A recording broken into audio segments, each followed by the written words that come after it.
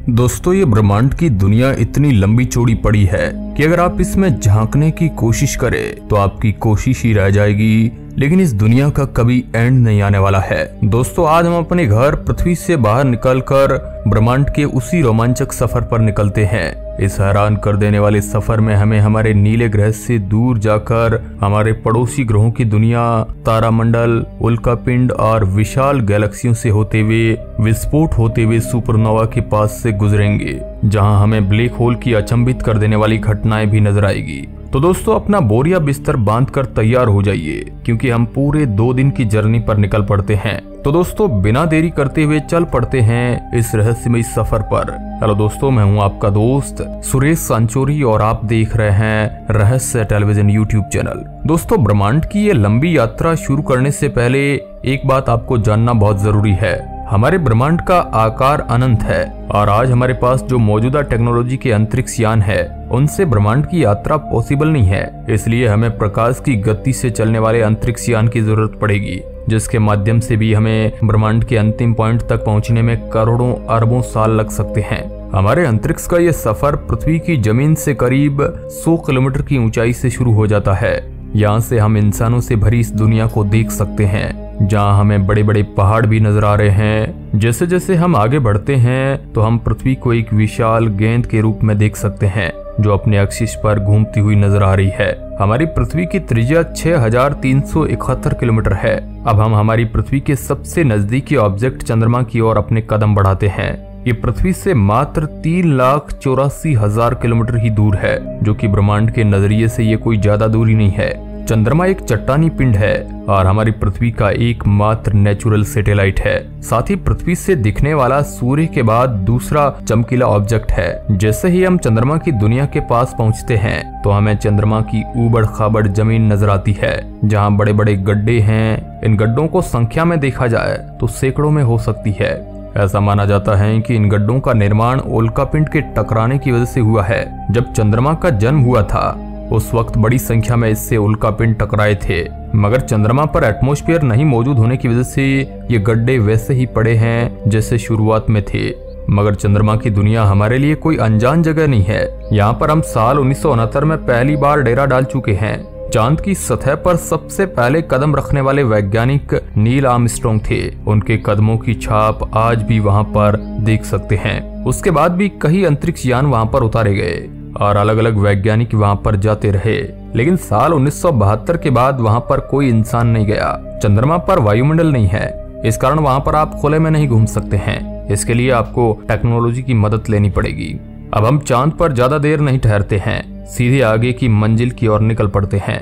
और हमारी आगे की मंजिल है शुक्र ग्रह, जिसे पृथ्वी की बहन भी माना जाता है। जैसे ही हम शुक्र ग्रह के पास से जाते हैं तो हमें इसकी पथरीली, बंजर और ऊबड़ खाबड़ जमीन नजर आती है। शुक्र ग्रह की दुनिया में हजारों ज्वालामुखियां मौजूद है, जो लगातार आग उगलती रहती है और यहाँ का तापमान भी तपा देने वाला है। शुक्र ग्रह का वायुमंडल अधिकतर कार्बन डाइऑक्साइड से मिलकर बना हुआ है। सल्फ्यूरिक एसिड के बादलों से भरी ये दुनिया बहुत ही अजीब है। मगर दोस्तों, हम ऊपर से ही निकल जाते हैं, अंदर जाने की रिस्क नहीं लेते हैं। अब हमारी अगली मंजिल बुध ग्रह है। जैसे ही हम आगे बढ़ते हैं तो एक ठोस पथरीला ग्रह नजर आता है। सौरमंडल के 8 ग्रहों में सबसे छोटी दुनिया है ये। जब हम इसके पास से होकर गुजरते हैं तो हमें बुध ग्रह की सतह चंद्रमा की तरह गड्ढों से भरी हुई नजर आती है और ऐसा लगता है कि जैसे ये जगह बहुत सालों से एकदम शांत पड़ी है।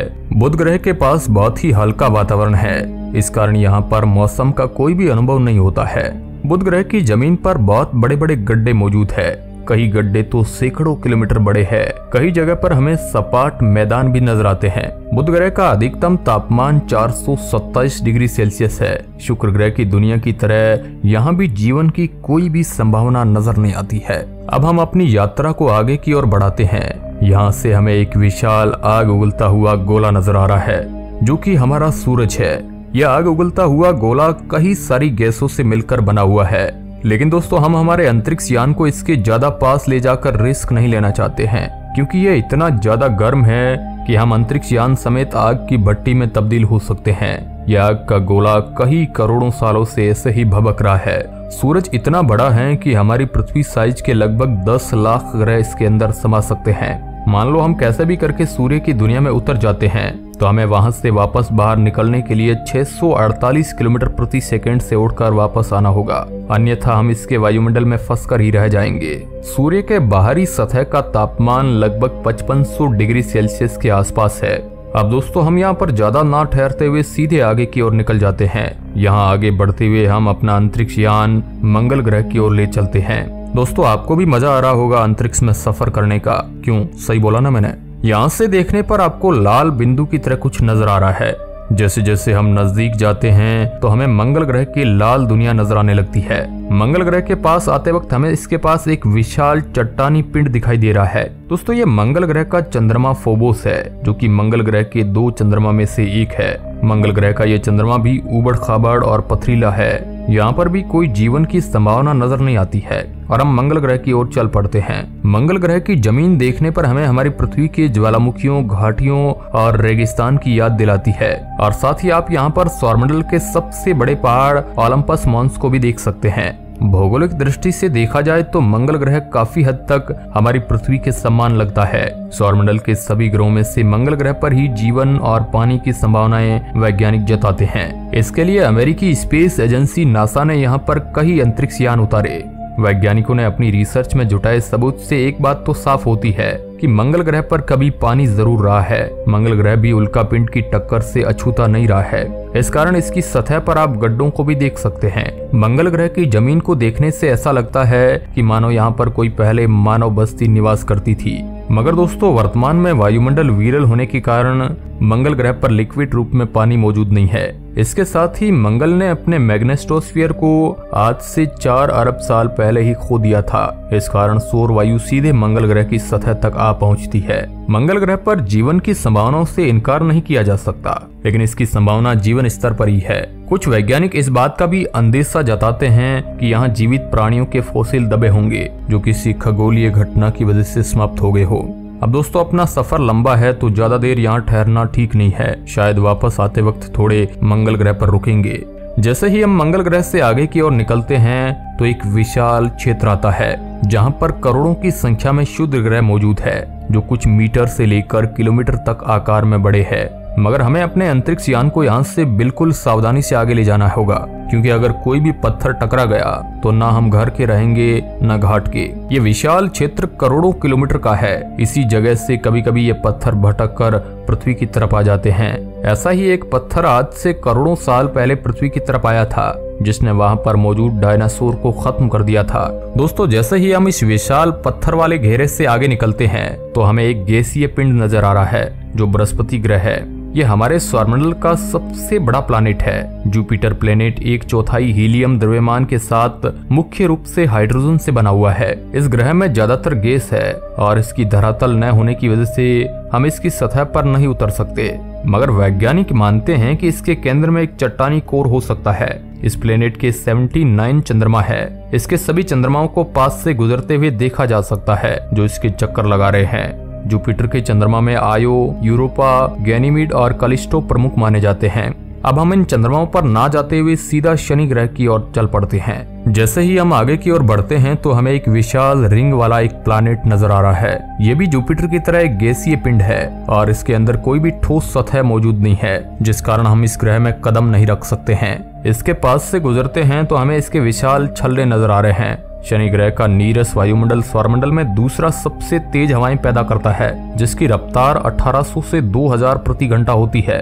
शनि ग्रह के कुल 82 चंद्रमा है जिन्हें हम शनि ग्रह के पास से गुजरते हुए देख सकते हैं। अब हम सैटर्न प्लैनेट के चंद्रमा पर नहीं जाते हैं, सीधा अगली मंजिल की ओर चल पड़ते हैं। हमारी अगली मंजिल यूरेनस है, जो कि सूरज से 7वें स्थान पर है। ये भी एक गैसीय प्लैनेट माना जाता है, लेकिन यहाँ पर बर्फ की मात्रा ज्यादा होने के कारण इसे आइस जॉइंट भी कहा जाता है।